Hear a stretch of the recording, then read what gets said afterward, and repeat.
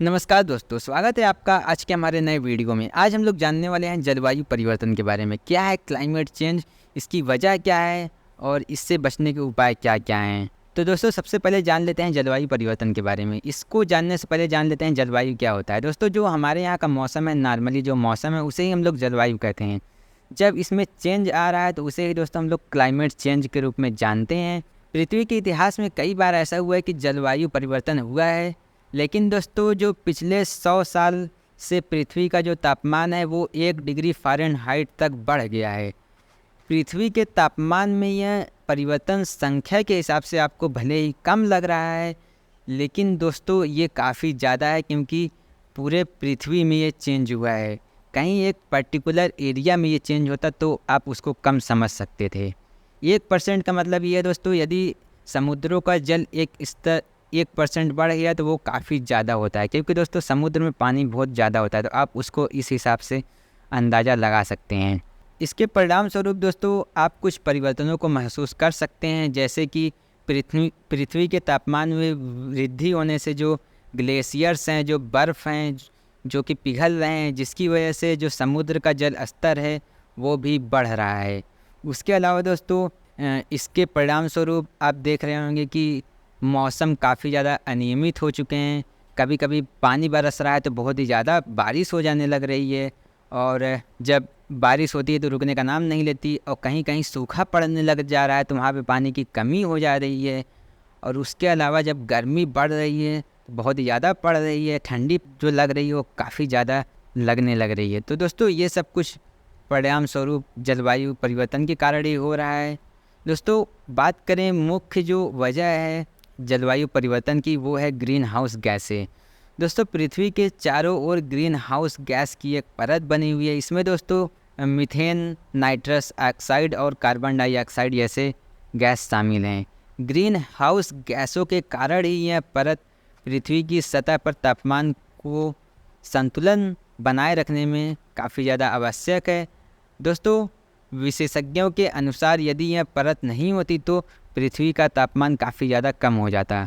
दोस्तों इस समय जो टेक्नोलॉजी का युग है उसमें जो मनुष्य की गतिविधियां बढ़ रही हैं, वैसे वैसे ही ग्रीन हाउस गैसों के उत्सर्जन में भी काफ़ी ज़्यादा वृद्धि हो रही है, जिसके कारण वैश्विक तापमान में वृद्धि हो रहा है। दोस्तों बात करें मुख्य ग्रीन हाउस गैसेस की, तो उसमें कार्बन डाइऑक्साइड, मीथेन और क्लोरोफ्लोरोकार्बन शामिल हैं।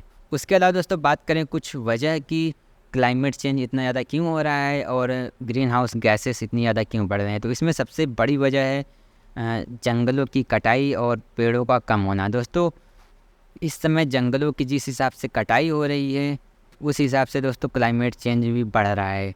दोस्तों जो पेड़ हमें न सिर्फ छाया देते हैं बल्कि फल भी देते हैं, उन्हें दोस्तों जो काटा जा रहा है, इसकी वजह से कार्बन डाइऑक्साइड गैस की जो अवशोषित करने की जो क्षमता होती है पेड़ों में वो कम हो रही है, क्योंकि दोस्तों जो जीव जंतु और जो मनुष्य कार्बन डाइऑक्साइड छोड़ते हैं तो उसे पेड़ ऑब्जर्व कर लेते हैं। उसके बाद दोस्तों ऑक्सीजन देते हैं। जब पेड़ कट रहे हैं तो उन्हें ऑब्जर्व करने वाला, जब पेड़ कट जा रहा है तो वो दोस्तों हमारे वातावरण में रह रहे हैं, जिसकी वजह से वो ऑब्जर्व नहीं हो पा रहे हैं।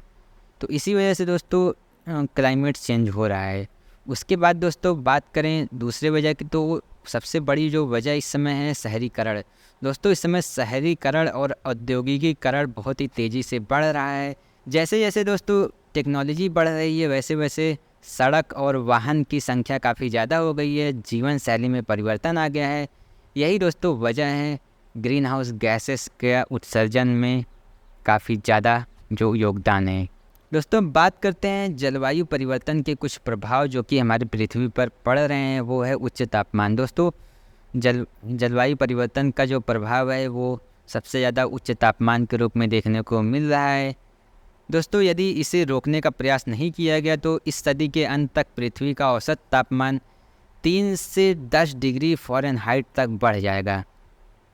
दोस्तों यदि इसे गंभीरता से नहीं लिया गया तो ये संख्या और भी ज़्यादा देखने को मिल सकती है। दोस्तों इसके परिणाम स्वरूप पिछले 150 वर्ष से औसत तापमान काफ़ी ज़्यादा बढ़ रहा है, जिसके परिणाम स्वरूप गर्मी से संबंधित मौतें, बीमारियां और समुद्र का स्तर जो कि बढ़ रहा है। इसके अलावा दोस्तों वर्षा के पैटर्न में बदलाव। जी हाँ दोस्तों, पिछले कुछ दशक में बाढ़, सूखा और बारिश आदि की अनियमितता काफ़ी ज़्यादा बढ़ गई है। यह सब कुछ जलवायु परिवर्तन के परिणाम स्वरूप ही हो रहा है। कुछ स्थानों पर बहुत ज़्यादा वर्षा हो रही है तो कुछ स्थानों पर काफ़ी ज़्यादा सूखा पड़ रहा है। उसके बाद दोस्तों समुद्र जल के स्तर में वृद्धि। दोस्तों ग्लोबल वार्मिंग के चलते जो ग्लेशियर पिघल रहे हैं, उससे जब ग्लेशियर्स पिघल रहे हैं तो जो पानी का स्तर है समुद्र के वो काफ़ी ज़्यादा बढ़ जा रहा है, जिसके प्रभाव से समुद्र के आसपास जो द्वीप हैं उनके डूबने का खतरा भी बढ़ गया है।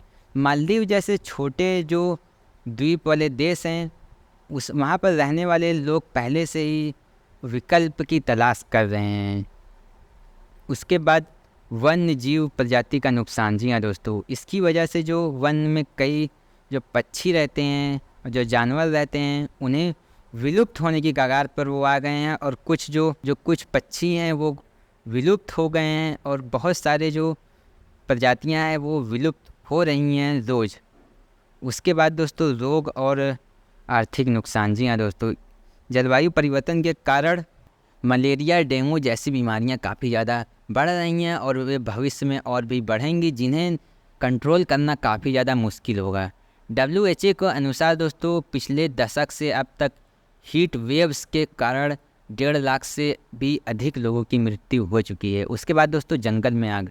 जलवायु परिवर्तन के कारण लंबे समय तक चलने वाली हीट वेव्स ने जंगलों में आग लगाने की मात्रा को बढ़ा दिया है। दोस्तों ब्राज़ील स्थित national institute for space research के अनुसार 2019 से अब तक ब्राज़ील के अमेजन जंगल में कुल 74,000 से भी अधिक बार वनाग्नि का सामना कर चुका है अमेजन जंगल। साथ ही यह भी सामने आया है कि अमेजन जंगल में जो 2018 का साल था उससे 85% तक आग के लगने की संभावना बढ़ गई है। दोस्तों इसके अलावा और भी कई रिसर्चेस में पता चला है कि जलवायु परिवर्तन के कारण जो खाने पीने का जो सामान है और जो अनाज वगैरह है उनकी जो पोषण में गुणवत्ता थी वो कम हो गई है, और प्रोटीन की मात्रा, जिंक की मात्रा और आयरन की मात्रा में भी 5% से लेकर के 15% तक की कमी आ रही है। यूरोप में भी दोस्तों गर्मी की लहर की वजह से फसल में पैदावार की कमी देखी जा रही है। दोस्तों कुल मिलाकर कहें तो जो खाने पीने का जो सामान है, जो ज़मीनें करीब करीब मृत होती जा रही हैं, उसमें जो उपजाऊ जो ज़मीनें हैं वो भी बंजर होती जा रही हैं, जिसकी वजह से दोस्तों पैदावार में कमी के साथ साथ और जो पोषण तत्व जो भरे होते हैं अनाज में और सब्जियों में उनकी मात्रा भी कम होती जा रही है, जिसकी वजह से दोस्तों केमिकल्स का इस्तेमाल किया जा रहा है फसलों की पैदावार को बढ़ाने के लिए, जो कि काफ़ी ज़्यादा नुकसानदायक है। दोस्तों इससे निपटने के लिए कई संस्था भी बनी हैं और पेरिस समझौता भी हुआ है, जिसके तहत दोस्तों ग्रीन हाउस गैस उत्सर्जन को कम करने के लिए लक्ष्य बनाया गया है। और दोस्तों इसमें 29 पन्नों का पेरिस समझौता दोस्तों ग्लोबल वार्मिंग को कम करने के लिए एक ऐतिहासिक समझौते के रूप में मान्यता प्राप्त है। दोस्तों इससे निपटने के लिए भारत समेत पूरी दुनिया भर में कई मिशन चलाए जा रहे हैं, जो कि उतना इस समय कारगर नहीं दिख रहे हैं।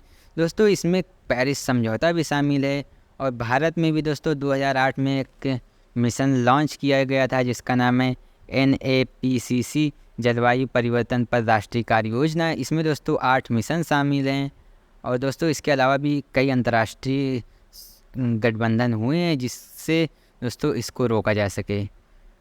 तो दोस्तों ये थी क्लाइमेट चेंज यानी जलवायु परिवर्तन के बारे में हमारी वीडियो आपको कैसी लगी कमेंट करके ज़रूर बताइएगा। वीडियो को अपने दोस्तों के साथ शेयर करना ना भूलें। वीडियो में यहाँ तक बने रहने के लिए आपका बहुत बहुत धन्यवाद।